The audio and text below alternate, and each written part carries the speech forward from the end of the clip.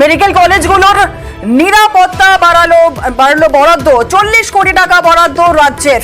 আরো একবার আপনাদের জানিয়ে রাখি, মেডিকেল কলেজগুলো নিরাপত্তায় বাড়লো বরাদ্দ 40 কোটি টাকা বরাদ্দ রাজ্যের। কথা বলে নেব এই বিষয় নিয়ে। আমাদের সঙ্গে রয়েছেন আমাদের প্রতিনিধি সোমরাজ বন্দ্যোপাধ্যায়। সোমরাজ, কি জানা যাচ্ছে?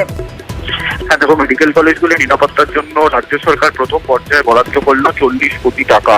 যেটা নবান্ন সূত্রে জানা যাচ্ছে যে রাজ্য জুড়ে 28টি মেডিকেল কলেজ ও ইনস্টিটিউট মিলিয়ে প্রায় 7,000 সিসিটিভির প্রয়োজনের কথা বলা হয়েছিল। পাশাপাশি 900টি রেস্টরুম, 2,000 সিকিউরিটির অর্থাৎ নিরাপত্তা কর্মীর প্রয়োজনের কথাও বলা হয়।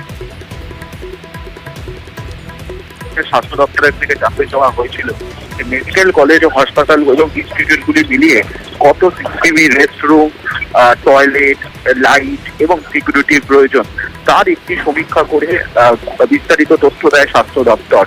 এবং সেখানেই 7,000 সিসিটিভি, 900টি রেস্টরুম, 2,000 সিকিউরিটি কর্মীর প্রয়োজন আছে বলেই জানিয়েছিল রাজ্যের স্বাস্থ্য দপ্তর নবান্নকে। সেই প্রস্তাবেই অনুমোদন দিল নবান্ন এবং অনুমোদন ইতিমধ্যে স্বাস্থ্য দপ্তরকে দিয়েছে। তার জন্য প্রথম পর্যায়ে 24 কোটি টাকা বরাদ্দও করা হয়েছে। স্বাস্থ্য দপ্তরের তরফে সেই অনুমোদন পাওয়ার পর দ্রুত বিভিন্ন মেডিকেল কলেজগুলিকে নির্দেশ দেওয়া হয়েছে যাতে দ্রুত তারা কাজ শুরু করে টেন্ডার পেতে। তার কারণ এর কাজ একটা বিষয় একটু জানতে চাইবো যে গতকাল মুখ্যমন্ত্রী মমতা বন্দ্যোপাধ্যায় বিধানসভায় দাঁড়িয়ে 100 কোটি টাকা হাসপাতালগুলি নিরাপত্তার জন্য 100 কোটি টাকা বরাদ্দের কথা বলেছিলেন তিনি।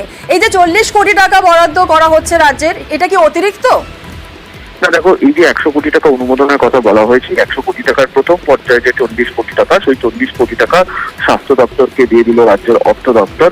এবং এই 40 কোটি টাকা দিয়ে প্রথম পর্যায়ে সিসিটিভি, সিকিউরিটি এবং রেস্টরুম যে রিপোর্ট এসেছিল তৈরি করার জন্য প্রয়োজন রয়েছে, অর্থাৎ প্রায় 7,000 সিসিটিভি, 900টি রেস্টরুম এবং 2,000 সিকিউরিটি, তার জন্য প্রথম পর্যায়ে এই 40 কোটি টাকা দেওয়া হলো রাজ্যের অর্থ দপ্তরের তরফে স্বাস্থ্য দপ্তরকে। বেশ বেশ, ধন্যবাদ।